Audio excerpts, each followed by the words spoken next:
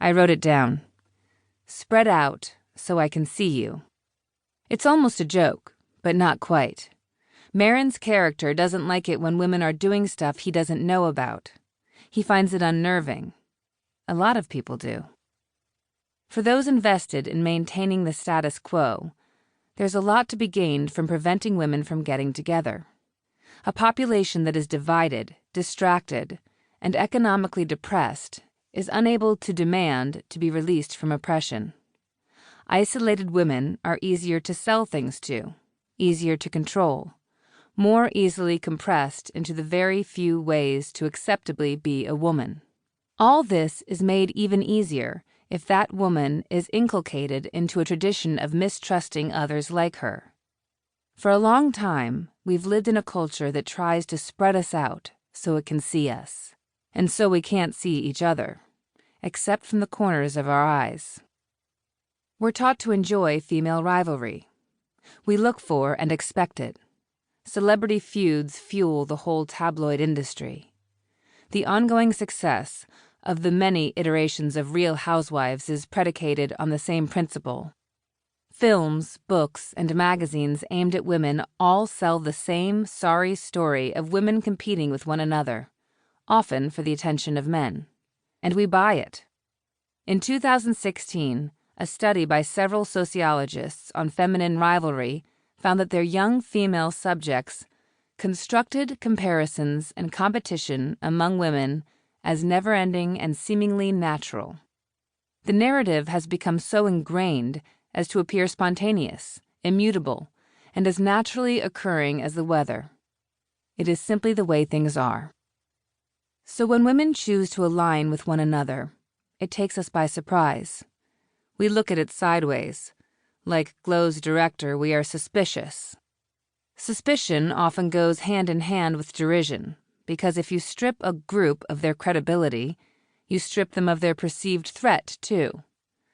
Consider the mockery of women-only spaces on university campuses, the dismissal of teenage fangirls, the smirking devaluation of all-girl music groups, the sneering contempt of writers and readers of romance fiction. Mothers and daughters are pitted against one another, persuaded to be jealous, to compete for the love and attention of the father/husband. Sisters, similarly, friends are always kept at arm's length in case they should prove smarter, prettier, more successful. Organizations of women are frumpy or frivolous, not to be associated with. Artistic efforts by women are gimmicks. To be taken seriously, one must be alone among men. What is the threat that women in groups pose? There are shades in Sam's anxiety of Margaret Atwood's eternal observation. Men are afraid that women will laugh at them, while women are afraid that men will kill them.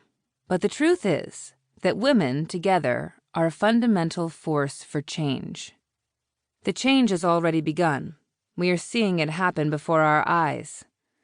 Beyoncé's all-women touring band, Taylor Swift's famous girl squad, Paris Goebel's jaw-dropping dance troupe, and of course the many women, visible and invisible, who have become a part of the #MeToo movement, which has begun the hard and previously impossible work of toppling a crooked pyramid of corrupt and predatory men. A movement that represents probably the greatest and most conspicuous collaboration of women since the suffragettes. In the wake of #MeToo, it becomes clear why those who benefit from the patriarchy have been so invested in keeping women isolated from one another. And these are just some of the feminine collaborations rising in the public consciousness. When I look at them, I feel my heart leap in an unfamiliar way. I see glimpses of how the world could be. This is a big deal for me, because it has been the greatest revelation of my life to realize that I could choose to reject the fictions being fed to me. For a long, long time, I swallowed the poison that was compulsory female rivalry, and I did it willingly, in good humor, and while cheerfully calling myself a feminist. For a long time, and against all evidence, I was convinced that I was not, and would never be, like other girls. When I think about it now, I find it hard to pinpoint where this